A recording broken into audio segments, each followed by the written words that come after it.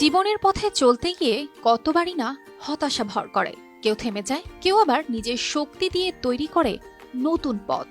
এই তরুণের গল্প ঠিক তেমনই। মাস্টার্স পাশ করার পর সরকারি চাকরির পেছনে ছুটেও সফল হননি তিনি, কিন্তু সেই ব্যর্থতা তাকে থামাতে পারেনি। নিজের ইচ্ছা শক্তি আর পরিশ্রম দিয়ে তিনি গড়ে তুলেছেন এক দৃষ্টিনন্দন পেঁপের বাগান।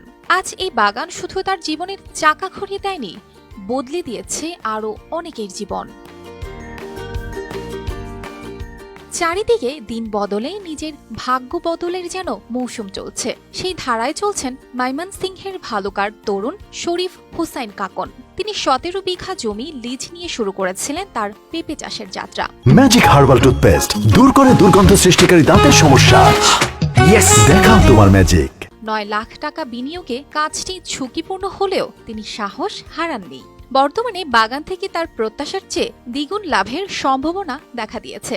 আমরা এই পেঁপে ক্ষেতের মধ্যে 20-25 জন লোক কাজ করি। তো ওই পেঁপে ক্ষেতের টাকা দিয়ে আমাদের সংসার খুব সুন্দর সুখীভাবে চলতে পারছে। তো মালিকও মোটামুটি লাভবান হচ্ছে আর কি। কাকনের গল্পে উঠে আসে তার ব্যর্থতার অধ্যায়। মাস্টার্স পাশ করেও চাকরি না পেয়ে একসময় প্রবাসে যাওয়ার কথা ভেবেছিলেন। তবে তার মামা তাকে এই সিদ্ধান্ত থেকে বিরত রাখেন এবং কৃষির প্রতি আগ্রহ বাড়াতে পরামর্শ দেন। মামার এই পরামর্শই যেন ছিল তার জীবনের মোড় ঘোরানোর মুহূর্ত।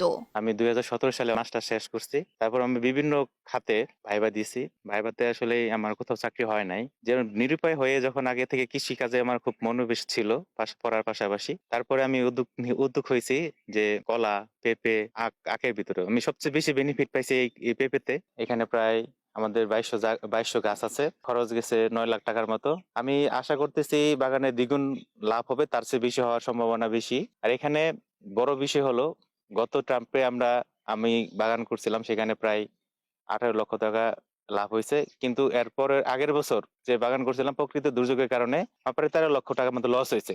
কিন্তু এর সবচেয়ে বড় সমস্যা, এই লস হওয়ার পর যে আমাদেরকে যে কেউ দেখবে, সরকারি ভাবে কোনো অনুদান আসছে না বা পায়ও না, এমন কোনো সহযোগিতা পায় না।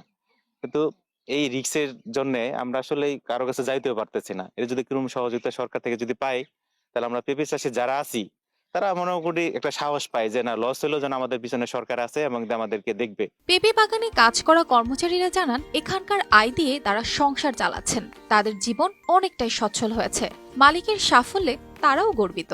এবারে পেঁপের বাজার ভালো, আমরা গ্রামতে পেঁপের বাগান কিনি, বাগান হলো লাভবান, আমরা লাভবান। স্থানীয় কৃষি অফিস কাকনের এই সাফল্যে বেশ খুশি। তারা জানিয়েছেন, কাকনের মতো উদ্যোক্তাদের জন্য তারা সব সময় পাশে থাকবে।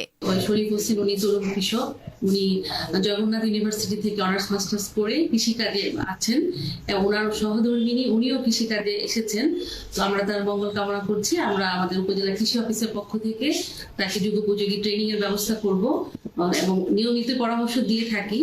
তারপরে ওনার যদি কোনো সুযোগ সুবিধা প্রয়োজন হয় কৃষিকাজ করতে, আমরা তাদের সহযোগিতা করব। কাকনের বাগানের পেঁপে যেমন মিষ্টি, তেমনি তার সাফল্যের স্বাদও যেন মধুর। তার এই পরিবর্তন একজন সফল উদ্যোক্তার পাশাপাশি নতুন স্বপ্ন দেখার ও তা বাস্তবায়নের অনুপ্রেরণার গল্প।